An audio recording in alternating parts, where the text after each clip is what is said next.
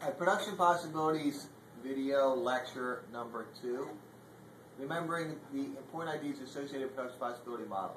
The model demonstrates our economic output potential, and it demonstrates our economic output potential for a specific amount of time. So the model helps us understand the best we can do with our limited economic resources of land, capital, labor, and entrepreneurability. So there are 4 important assumptions built into the model.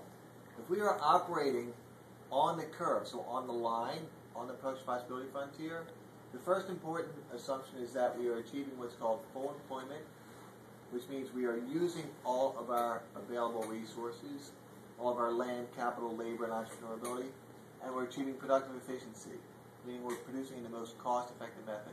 So that's the first assumption of the model. The second assumption is that for the time being, we have fixed resources, both in quantity and quality. So a fixed amount of land, capital, labor, and entrepreneurability. In the future, we will have more natural gas, we will have new solar panels, we will have more people because the population grows, we will have more labor. Right, so the quantity and quality of resources in the future would increase, but for the time being, because the model examines our productive ability for a certain amount of time, our resources are fixed. The third assumption, we also have a fixed technology, a one best methodology of producing goods and services.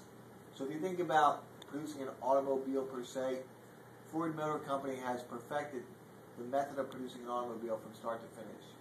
Like FedEx tracks packages. Right now they have a computer software system that tracks packages globally.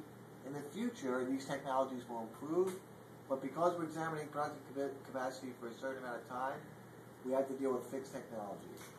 The fourth assumption, every production possibility frontier has an X and a Y axis, so a horizontal and a vertical axis. On those axes, we have 2 goods or 2 products. Now these 2 products can be broadly defined.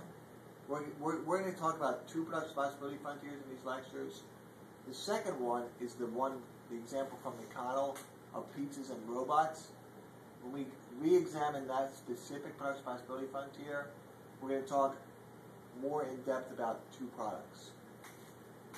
So let's go to the next slide and examine what's called the Saris study wheel. Now this is a microeconomic example, where an example of one person in their production possibility curve. So what's going on here with Sarah and the study world? Imagine, if you would, that Sarah is taking 2 classes, accounting and economics. And her exam is tomorrow morning, which starts at 10 a.m. for either class, and she has no time in between classes to study. And she hasn't studied at all this entire semester for either one of these courses. So assume right now it's 12 midnight, so she has exactly 10 hours of studying time left. Well, she could, if she wanted to, study all 10 hours for accounting. So if we bring that point up, we see what happens. 10 hours worth of accounting, 0 hours of economics. The good news is she does quite well in accounting. She gets an A in the accounting class. But the cost, or the trade-off, because she gets an A in accounting, she can't simultaneously study at all for econ. She ends up with an F for economics. Well, maybe she would like to reallocate some of her time towards studying economics. So the next point, right, instead of studying all accounting, she studies 2.5 hours worth of economics and leaves 7.5 hours for accounting. Well, the good news is that her economics grade improves from F to D. But remember, the purpose of the model is limitations, choices, and costs. So she can't simultaneously get an A in both courses. She has a limited amount of time here to study.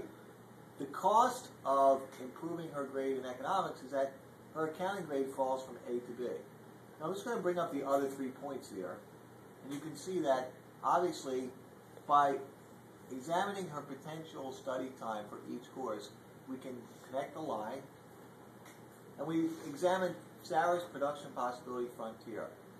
Notice immediately that Sarah's production possibility frontier graphs as a linear curve, a straight line. Whenever you see, or whenever you experience a curve that graphs as a straight line, The economic idea associated with that is that there is constant cost along the curve. In other words, the opportunity cost is the same along the curve. So for Sarah, the opportunity cost of a higher grade in econ is one grade in accounting, and vice versa, all along the curve. Now, why is there constant cost along this curve? Well, for Sarah, the reason is simple. She's one person performing two highly similar tasks. Imagine if we take that point in the middle, 5 hours of each accounting and economic study. So she studies exactly 5 hours of accounting. She puts her accounting book down and picks up her econ book. And in reality, this would take her a mere 5 seconds. Plus, both of these tasks are highly similar. In other words, studying for economics and studying for accounting are almost the exact same service or the exact same activity. So she is one person performing two highly similar activities. The last idea associated with this Sarah Study World Production Possibility Frontier. What about allocative efficiency? Well, without any other information, we don't know if she's majoring in accounting or perhaps majoring in economics. We don't know if she has a job interview with an accounting firm a week from now, or that she's studying for a CPA. Without any other information, we would assume that the point in the middle, 5 hours of each studying, would be her most allocatively efficient point. In other words, the proper mix, the proper combination most desired by Sarah. Well, this should be straightforward, but that's because she would get a C in both classes, that she wouldn't have to fail a class or get a D. It wouldn't look bad on her resume, right?